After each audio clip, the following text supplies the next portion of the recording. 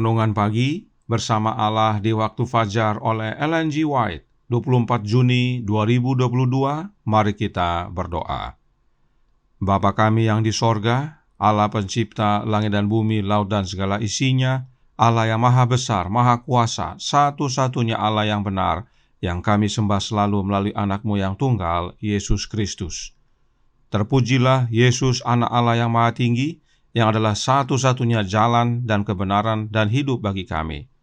Pada pagi hari ini kami bersyukur boleh bangun dan berbakti, dan sebagaimana membaca dan mendengarkan nasihat firman-Mu, kiranya ini menjadi pembaharuan bagi masing-masing kami, agar kami tetap berdiri teguh di dalam Yesus. Beserta kami sepanjang perbaktian ini, kehendak-Mu yang jadi. Ampun kami akan dosa dan salah, karena kami berdoa hanya dalam nama anak Allah yang tunggal, Yesus Kristus, yang adalah Tuhan dan Juru Selamat kami. Amin. Renungan hari ini, tanggal 24 Juni 2022, berjudul, Setelah melakukan semuanya, aku tetap berdiri teguh. Ayat inti terdapat dalam Efesus 6 ayat 13. Sebab itu, ambillah seluruh perlengkapan senjata Allah, supaya kamu dapat mengadakan perlawanan pada hari yang jahat itu, dan tetap berdiri sesudah kamu menyelesaikan segala sesuatu.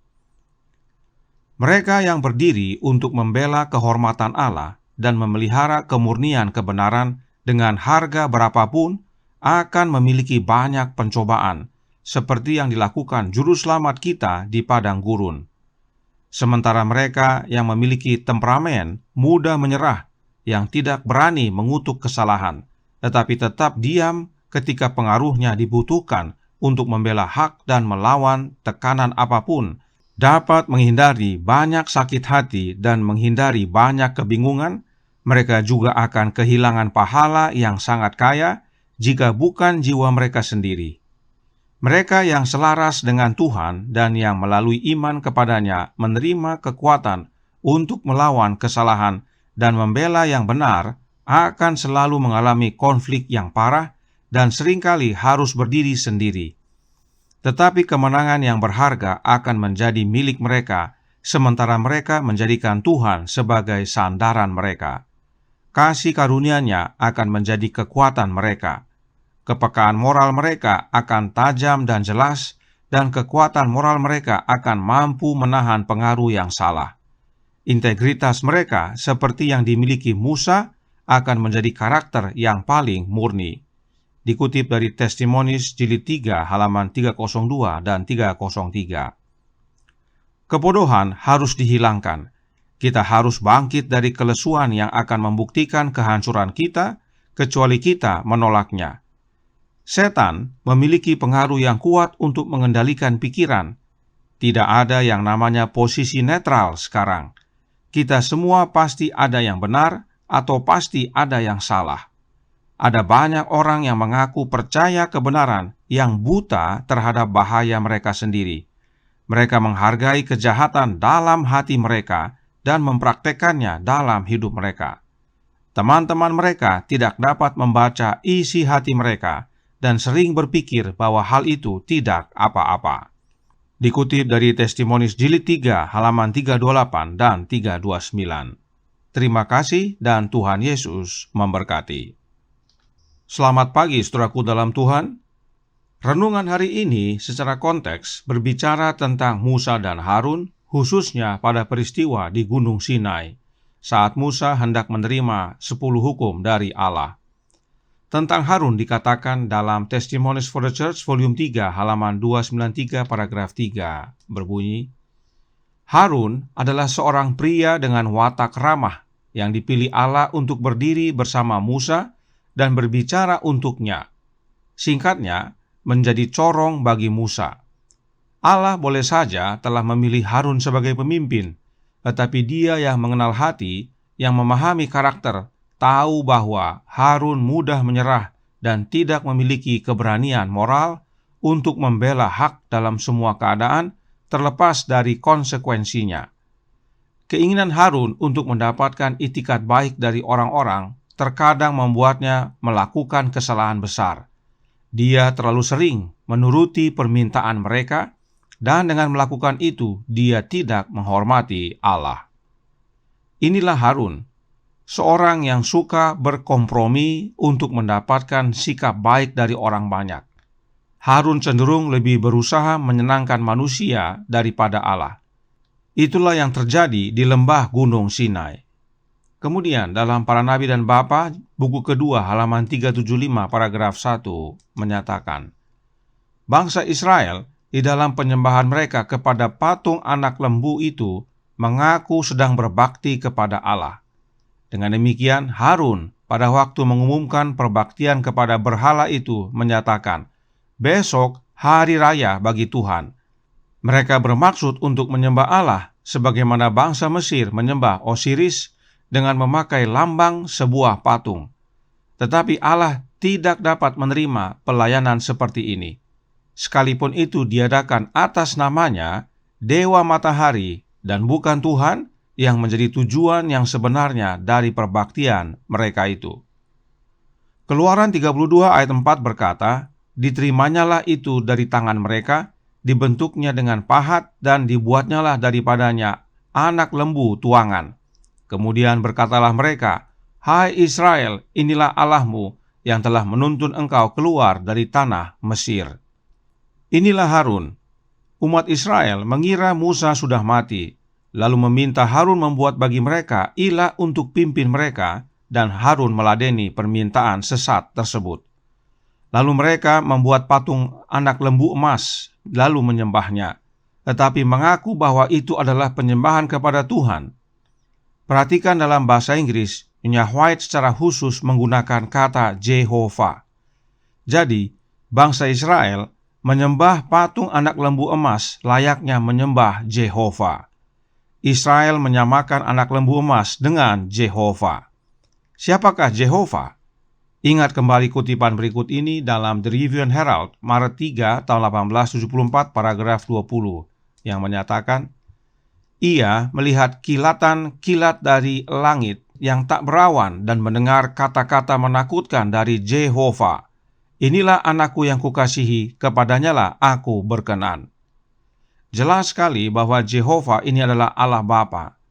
Jadi, Harun memimpin umat-umat Allah untuk menyembah patung anak lembu emas, tapi masih berani-beraninya mengaku menyembah Jehovah, yaitu Allah Bapa. Allah Bapa tidak menerima penyembahan seperti itu. Kita sudah lihat secara ringkas kondisi daripada Harun. Sekarang, bagaimana dengan Musa?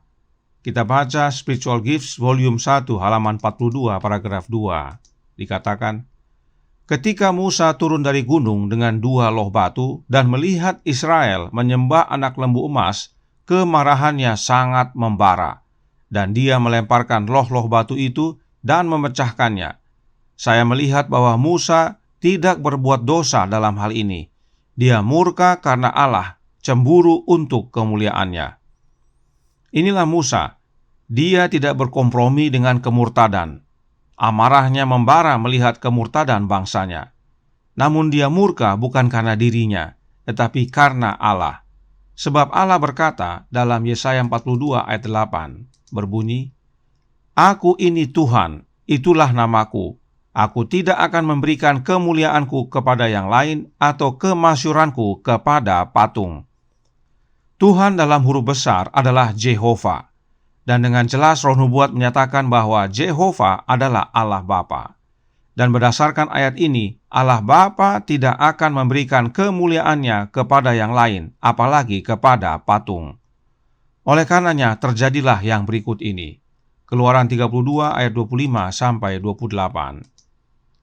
Ketika Musa melihat bahwa bangsa itu seperti kuda terlepas dari kandang, sebab Harun telah melepaskannya sampai menjadi buah cemooh bagi lawan mereka, maka berdirilah Musa di pintu gerbang perkemahan itu serta berkata, siapa yang berpihak kepada Tuhan, datanglah kepadaku. Lalu berkumpullah kepadanya seluruh Bani Lewi. Berkatalah ia kepada mereka, beginilah firman Tuhan Allah Israel. Baiklah kamu masing-masing mengikatkan pedangnya pada pinggangnya, dan berjalanlah kian kemari melalui perkemahan itu dari pintu gerbang ke pintu gerbang, dan biarlah masing-masing membunuh saudaranya dan temannya dan tetangganya. Bani Lewi melakukan seperti yang dikatakan Musa, dan pada hari itu tewaslah kira-kira 3.000 orang dari bangsa itu. Di sini Musa menyatakan penyerahan yang sejati sebagai wujud penurutan kepada Yehova, yaitu Allah Bapa, untuk membela kebenaran dan untuk menunjukkan bahwa tuntutan Yehova lebih tinggi daripada tuntutan para sahabat atau kehidupan kerabat terdekat. Kita harus lebih takut dan hormat kepada Allah daripada kepada manusia. Tetapi Harun lebih takut kepada manusia daripada Allah. Itulah sebabnya renungan hari ini berkata dalam Bersama Allah di Waktu Fajar, halaman 195 paragraf 1. Mereka yang berdiri untuk membela kehormatan Allah dan memelihara kemurnian kebenaran dengan harga berapapun akan memiliki banyak pencobaan, seperti yang dilakukan juru selamat kita di padang gurun. Harun takut dan karenanya kompromi dengan kesalahan, tetapi Musa tidak. Dia tetap berdiri teguh. Nah, apa yang terjadi kepada bangsa Israel bersifat jasmani. Yang lebih berbahaya adalah yang bersifat rohani dan terjadi dalam hati.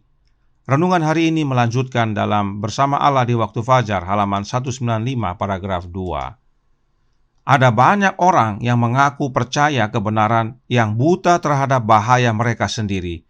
Mereka menghargai kejahatan di dalam hati mereka dan mempraktikkannya dalam hidup mereka. Teman-teman mereka tidak dapat membaca isi hati mereka dan sering berpikir bahwa hal itu tidak apa-apa. Di dalam hati ada patung anak lembu emas yang disembah. Ada ilah lain dalam kehidupan kita.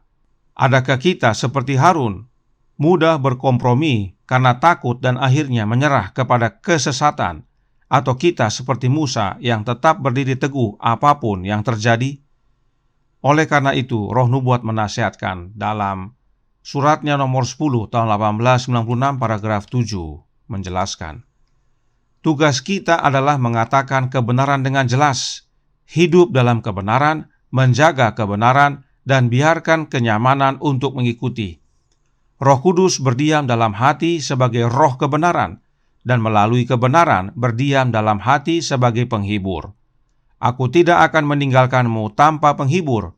Aku tidak akan meninggalkan kamu sebagai yatim piatu, tetapi aku datang kembali kepadamu. Perhatikan, Nyonya White menghubungkan penjelasan tentang Roh Kudus yang adalah roh kebenaran dengan penghibur, serta mengutip pernyataan Yesus yang berkata, "Aku tidak akan meninggalkan kamu sebagai yatim piatu, tetapi aku datang kembali kepadamu." Mengapa Nyonya White hubungkan kedua hal itu? Karena penghibur itu adalah Yesus Kristus itu sendiri. Yesus kembali bukan secara fisik, tetapi melalui kehadiran Roh-Nya yang adalah hidupnya untuk tinggal dalam hati kita. Mereka yang memiliki Kristus dalam hatinya tidak khawatir dengan kenyamanan. Mereka tetap kabarkan kebenaran apapun resikonya. Dalam paragraf 8, Nyonya White menyatakan, suratnya nomor 10 tahun 1896 paragraf 8.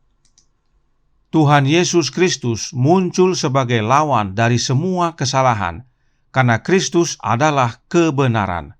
Injil kita adalah pengetahuan tentang kebenaran sebagaimana di dalam Yesus. Banyak orang yang takut menyatakan kebenaran karena dianggap melawan dan menyatakan kesalahan. Di zaman ini, mayoritas orang suka berkompromi seperti Harun. Sebab jika berani seperti Musa, maka dianggap sebagai haters. Tetapi jika saudara mengaku pengikut Yesus, maka saudara wajib hidup seperti Yesus, yaitu menyatakan kebenaran meski hanya sendiri dan banyak yang menentang. Sebab masih ada umat-umat Allah yang setia dan perlu mendengarkan kabar kebenaran yang menyelamatkan. Pada peristiwa patung anak lembu emas tersebut, ada orang Lewi yang tetap setia kepada Allah Bapa. Mereka akhirnya diasingkan untuk melayani Allah. Bagaimana dengan zaman kita sekarang ini? Kiranya kita belajar dari pengalaman Harun dan Musa ini, agar kita menjadi Musa dan orang-orang Lewi modern, yang berdiri teguh bagi Allah Bapa apapun resikonya, serta tetap kabarkan kebenaran oleh kuasa Kristus yang tinggal dalam hati kita. Tuhan memberkati, saya bawa dalam nama Yesus. Amin. Mari kita berdoa. Bapa kami yang di sorga, Allah pencipta langit dan bumi, laut dan segala isinya, Allah yang maha besar, maha kuasa, sumber segalanya, yang kami sembah selalu melalui anak-Mu yang tunggal, Yesus Kristus. Terima kasih atas nasihat yang indah sekali pada pagi hari ini, bahwa kami dapat berdiri teguh, asal kami menerima Kristus dalam hidup ini. Apapun yang terjadi, kami tetap setia. Kami tidak mudah berkompromi. Kami sadar bahwa yang terutama adalah takut akan Allah, maka segalanya akan mengikuti. Karenanya, tolong kami ya Bapa, curahkan roh anak-Mu dalam hati ini, tinggallah dalam hidup kami ya Yesus, teguhkan hidup kami sebagaimana Musa, agar kami tetap setia mengabarkan kebenaran dengan jelas, dan tidak takut apapun resikonya, karena masih banyak jiwa yang masih mau mendengar dan perlu mendengar akan kebenaran yang menyelamatkan. Beserta kami sepanjang hari ini, kehendak-Mu yang jadi, ampun kami akan dosa dan salah, karena kami berdoa hanya dalam nama anak Allah yang tunggal, Yesus Kristus, yang adalah Tuhan dan Juru Selamat kami. Amin.